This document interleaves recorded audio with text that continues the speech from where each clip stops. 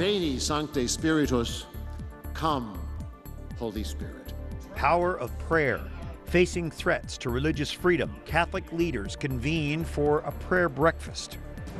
Pressure to act. Pro-lifers want Congress to move now on a 20-week abortion ban bill. Genocide remembered. Armenia's foreign minister is in Washington commemorating a dark anniversary. And faith through sports. Pope Francis talks with Italian sporting clubs about growing in virtue. Those stories and more on EWTN News Nightly for Thursday, May 7th, 2015.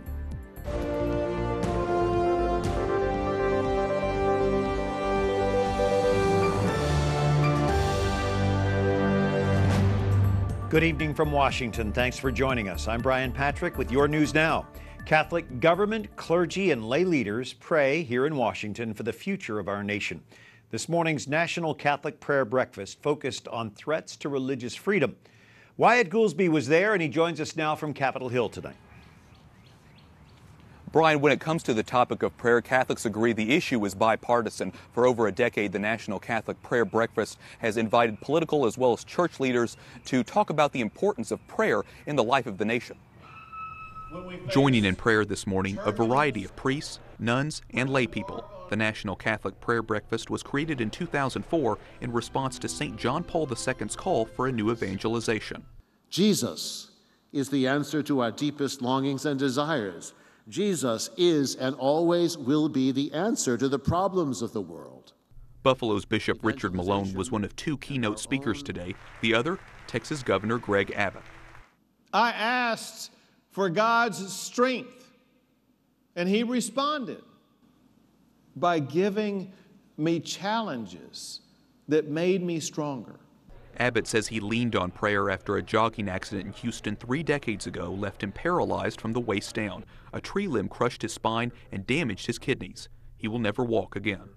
It was a multi-year process, and through that I grew closer to my connection with God and felt a greater presence of Him in my life.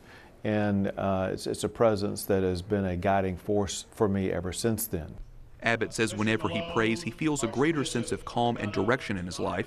He has challenges, but he says the presence of God gives him plenty of strength. For Abbott, that means supporting religious liberty. As Texas Governor and former Attorney General, he's fought against the HHS mandate and efforts to remove the Ten Commandments from government buildings. I fight for it in part because it is the right thing to do with regard to the values that are the right values for us as a country. But I also fight for it because it's a fundamental constitutional principle that's been a guidepost for this nation from its very beginning. Religious liberty was brought up a lot during this morning's prayer breakfast, not just by Governor Abbott. Today, our country also marks National Prayer Day. In Washington, Wyatt Goolsby, EWTN News Nightly.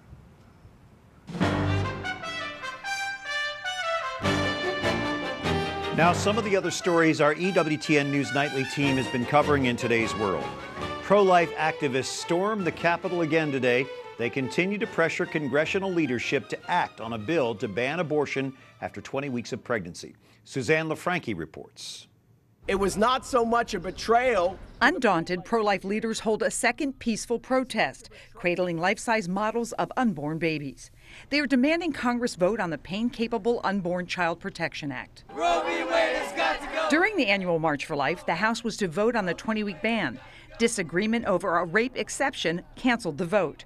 Protester Lori Hoy was conceived through rape. I didn't have a choice how I got here, but obviously God wanted me to be here, and that's why I'm here today, to stand up for those babies like me who are not allowed the chance to live. Cheryl Conrad says her abortion was devastating. It was what destroyed and my son. So it's brings in the end of a child's life, and it's murder. 8 pro-lifers were arrested last March at a similar protest. Today, the pro-life leaders returned to John Boehner's office.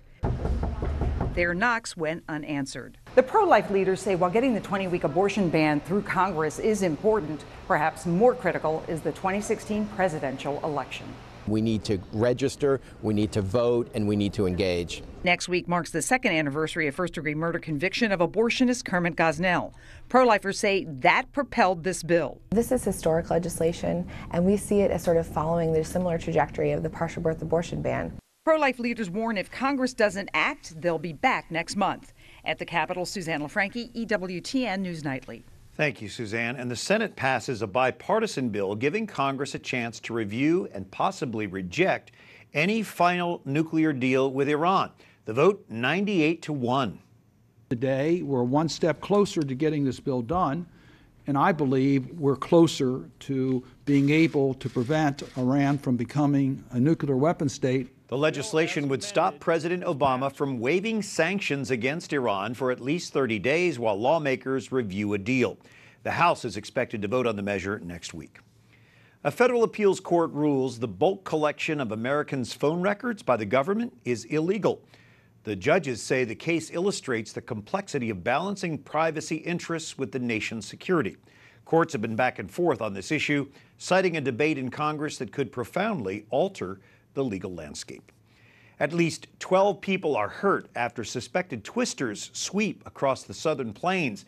51 tornadoes were reported in Nebraska, Kansas, Oklahoma, and Texas. This storm is in Kansas. The storm forecasters expect this threat of severe weather to continue into the weekend. Amid the tornado damage, high water is a problem. Storms that moved through the area yesterday produced 5 to 8 inches of rain. Today's election in Great Britain is too close to call. Polls put Prime Minister David Cameron's Conservatives and Ed Miliband's Labour Party in a dead heat. Neither looks able to win a clear majority of Parliament, 650 seats. Northern Ireland's First Minister cast his vote, calling the election a once-in-a-lifetime opportunity.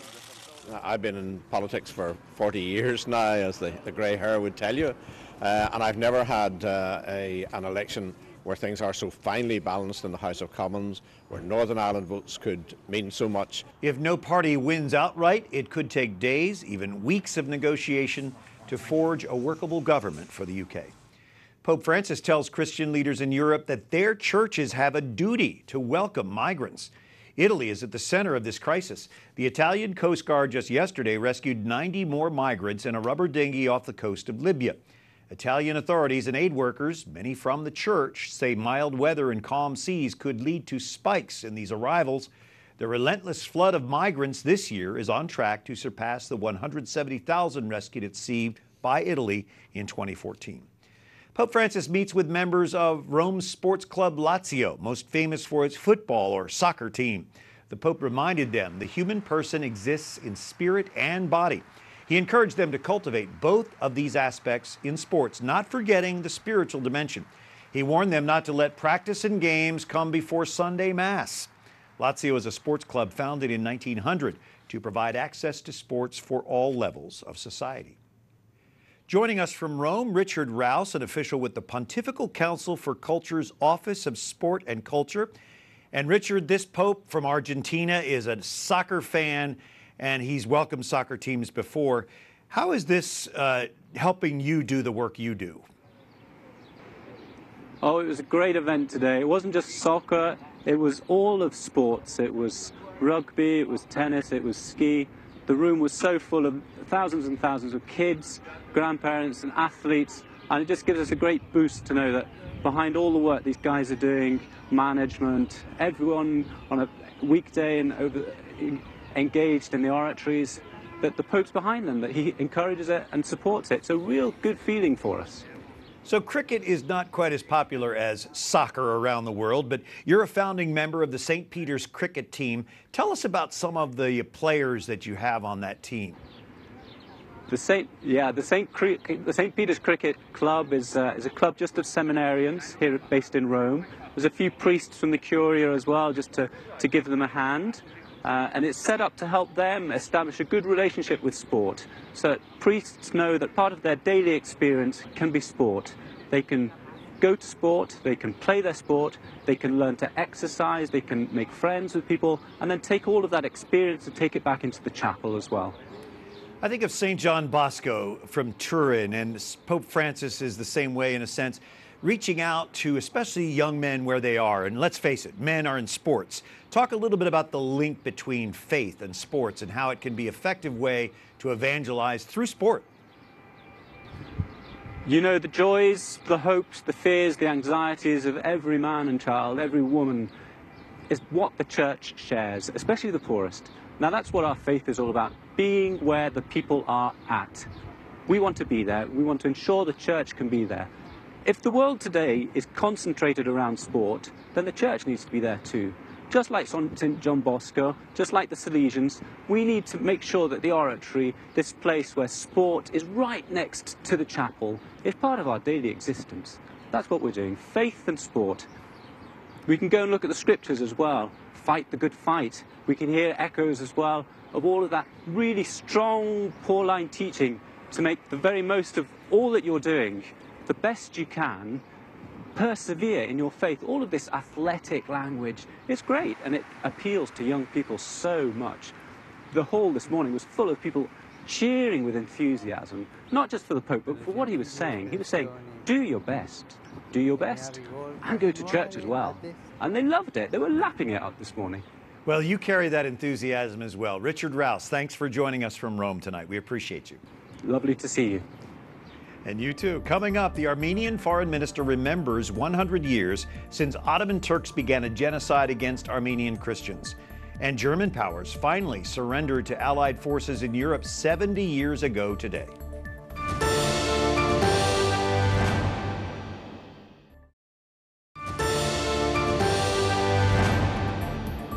Will you join us today in praying for an end to abortion on this National Day of Prayer? That's a message from the March for Life today.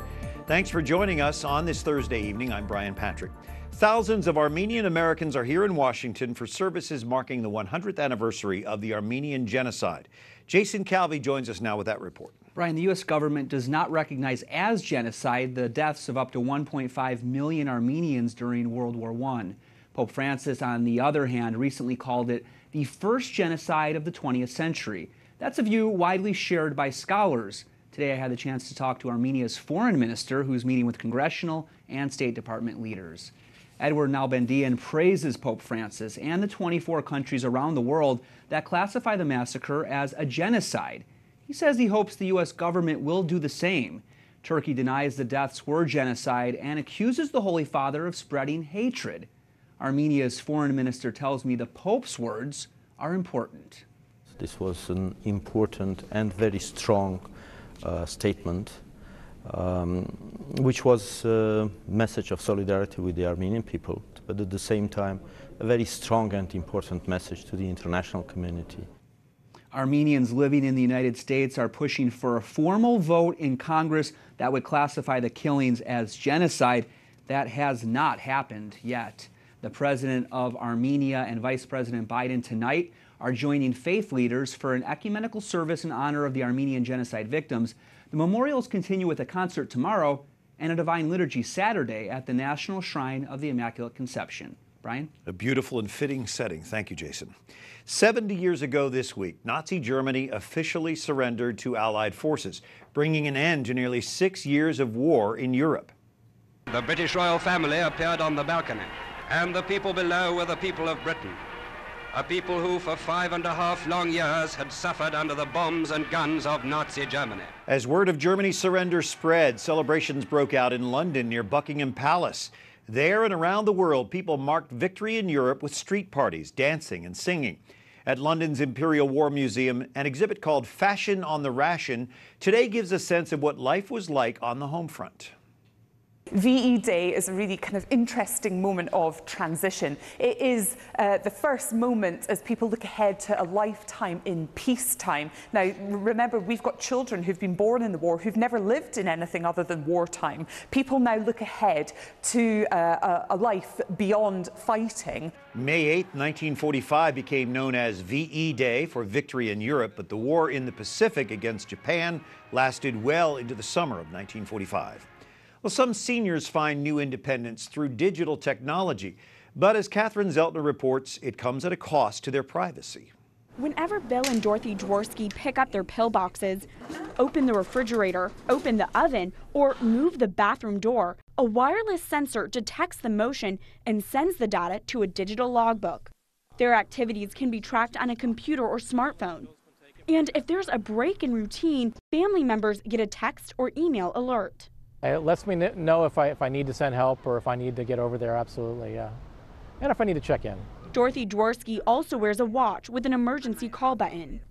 It's all part of a system called Lively that helps the couple live independently and stay in their own home. We don't want to be in a home for the elderly because we don't feel like we are elderly. The system offers peace of mind to their son Phil, who lives across town and travels frequently for work. We don't have to worry about him worrying about us. Lively is sold by a San Francisco company that charges a monthly fee for the service. It's one of a growing number of tech startups developing new products to serve seniors. And we just felt like there was a great opportunity to reimagine and reinvent this category. It was the Looney. The Institute on Aging has been helping entrepreneurs test products like Lively to understand how technology can and can't help the elderly. It doesn't replace the contact that you have with the client, right? It can replace the fact that you take them out for dinner or you take them out for lunch. I think sensors actually have great potential in helping older adults stay independent and at home for longer periods of time, but there are challenges with these sensors, especially in terms of their potential intrusion of privacy. For the Dworskys, it's worth trading a little privacy for more independence. Catherine Seltner, EWTN News Nightly. Up next, once an outspoken atheist, now a devoted Catholic, Leah Libresco releases a book on her unlikely journey. And in this year of consecrated life, we visit these unique followers of St. Francis.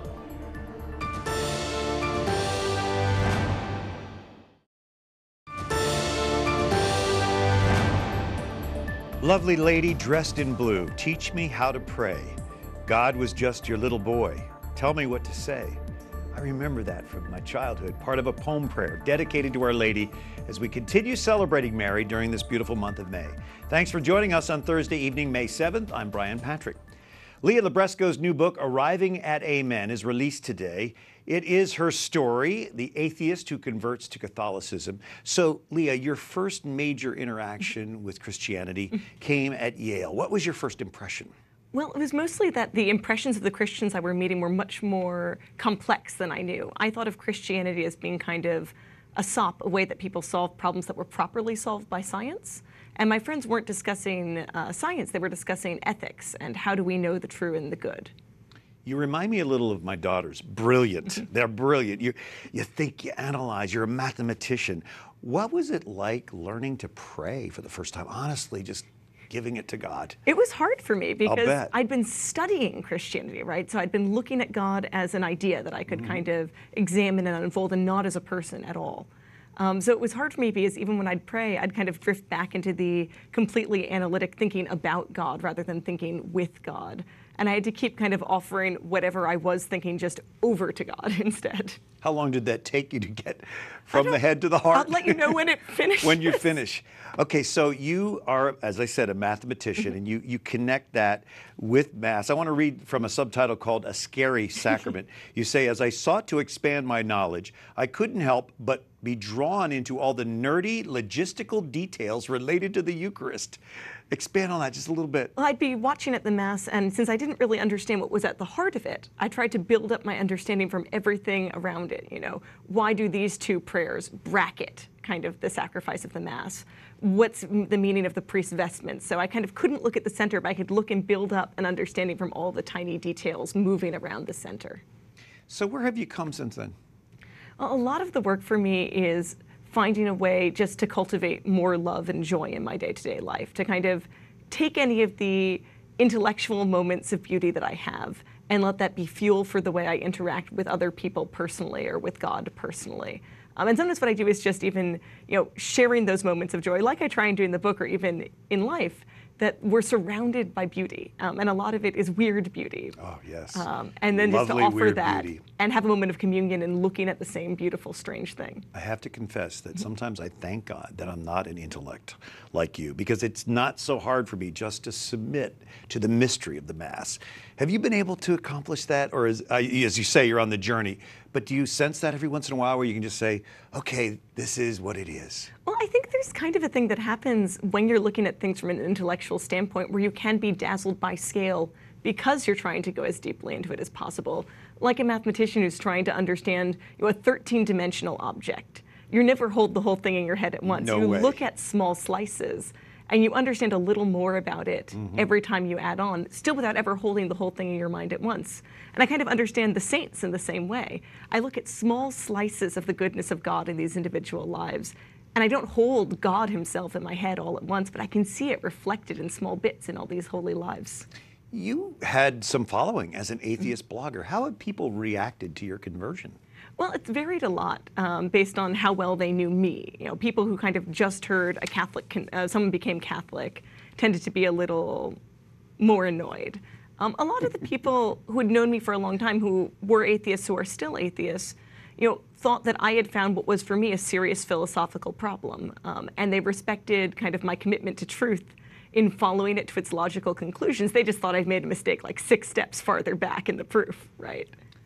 Well, this is an intriguing book, just a little bit that I've seen. I can't wait to read the whole thing. Leah Libresco's Arriving at Amen, 7 Catholic prayers that even I can offer. I love that. Thank you so much for joining us. And keep sharing your story. It's very powerful. Thank you. All right.